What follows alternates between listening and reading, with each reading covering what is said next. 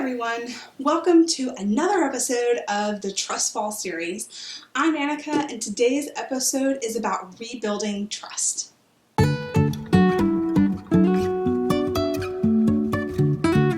So today I really want to talk about what do you do when you've broken a trust?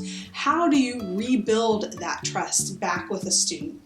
Well, I can think of about 3 things that I think are very important in rebuilding trust. The first is actually something that I've mentioned before. Admit your mistakes. If you admit your mistake, you've at least acknowledged that you did something wrong that broke that trust. The second thing you need to do is have a one-on-one apology.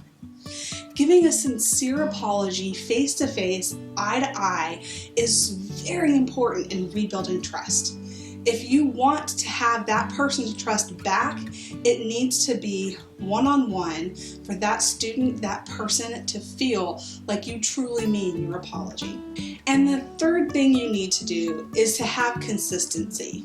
Now, I'm not saying be consistent in breaking trust. I'm saying that after you've broken a trust, you need to be consistent in being trustworthy, making sure that you honor your promises, that you don't back out of things that you've said you were going to do, and that you are consistent in that to help rebuild that trust.